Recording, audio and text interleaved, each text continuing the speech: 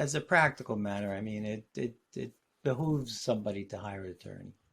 So do you know your rights if you're a pedestrian in New York City and you're injured after a collision with an automobile? Well, we're going to find out right now because that's what we're going to ask the lawyer on this episode. Hi again, everybody. I'm Rob Rosenthal with AskTheLawyers.com, and my guest is New York City attorney Jeff Antin. I want to remind you, if you'd like to ask Jeff questions of your own, you just go to AskTheLawyers.com. There's a button at the top of the page that says Ask a Lawyer. You click on that and walk you through the very simple process, or you can just call the phone number that's on the screen during our conversation.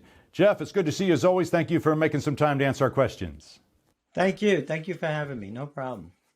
So I'm doing the math in my head. There's lots of cars in New York City. There are a lot of pedestrians in New York City. I'm going to guess there's a lot of car versus pedestrian collisions. Yeah, is that what you've seen in your experience?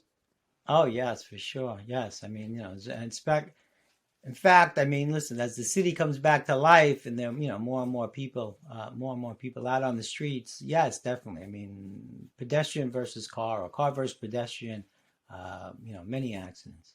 It's even more so today. There's so many bicycles in the city. There are a lot of bicycle accidents with motor vehicles. So let's talk about a few of these individually. So if a pedestrian, let's say they're in the crosswalk, they're struck by a vehicle and they're injured. What's your advice? What should they do? Obviously, you first get medical attention, but what's your advice after that?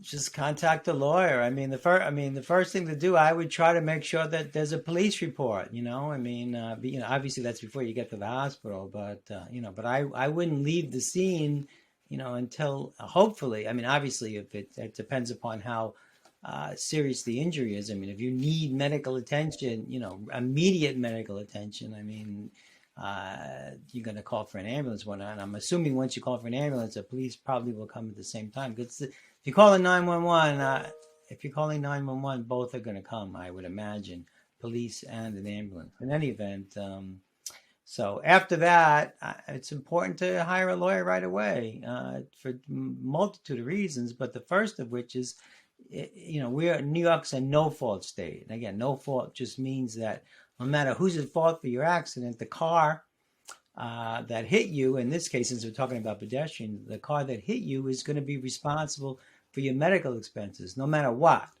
But there are time limits that in place where you have to advise that insurance company that you're in this accident. So the most important thing to do is contact a lawyer right away so that you don't miss any of those really important time limits. Let's talk a little bit now. What about, everybody's got a camera on them these days and with their phones. So how important is it that if not the injured person, maybe someone with them or somebody try to collect evidence, pictures, that sort of thing on the scene?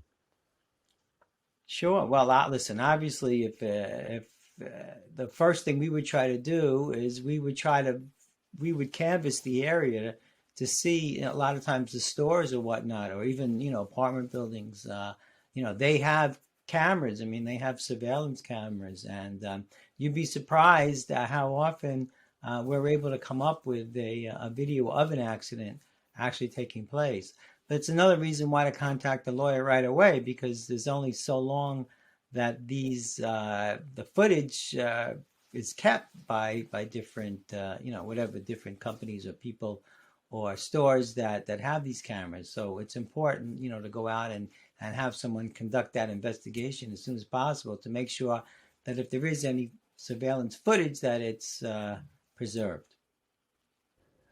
And let's talk about once you're in the hospital, the injured person's in the hospital.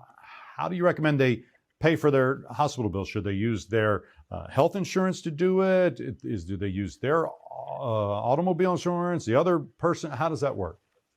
Well, there's two ways that you could do something in that situation. The first is that hopefully someone in your household, either you or someone you're related to who you live with, owns a vehicle, because then being a member of a relative's household, you automatically are insured under that policy, and you would be able to make an uninsured motorist claim under the policy for that person, in your household. So So it's very important, and it wouldn't make anybody's rates go up. A lot of times people are worried, well, if I make a claim under my father's insurance and my mother's insurance, they're gonna get mad at me. They pay very little for this coverage to begin with. Second of all, it has nothing to do with, there's no strike against you. You know, it wasn't as if you were at fault for causing this accident. That, you know, so there's no there shouldn't be any penalty to anybody for making this claim. Unfortunately, if there is no insurance in your household, there is one other. The state has a fund, a Motor Vehicle Accident Indemnification Corporation, MVAIC. But they make it so hard to make a claim against it. It's very hard, and the most you could ever get is $25,000 for your pain and suffering. I mean, they're obligated to pay your medical expenses up to $50,000, and that, you know, that shouldn't be that hard. So if you're in an accident with an uninsured vehicle and you're injured, and there is no coverage in your household, nobody that you live with owns a car, you can make a claim for your medical expenses and your lost earnings with a New York State agency. It sounds like it's even more important than to have an attorney who can help you get through this whole, navigate those waters. Oh, without a doubt. Yes. No. It's the people think they could do it themselves, and maybe some small percentage can, or depending upon how much coverage there is. I mean, if there's only a limited amount of coverage, you might be able to get as much as you think you're entitled to. But as a practical matter, I mean, it behooves somebody to hire an attorney. Tons of great information, Jeff. Thank you for making some time to help us out again today. Hey, no sweat. Thank you. Thank you again for having me. That's going to do it for this episode of Ask the Lawyer. My guest has been New York City Attorney Jeff Antin. And I remind you again, if you'd like to ask Jeff questions about your situation, it's easy. Go to askthelawyer.com. Click the button at the top of the page that says Ask a Lawyer, and it'll walk you right through that process. Thanks for watching. I'm Rob Rosenthal with Ask the Lawyers.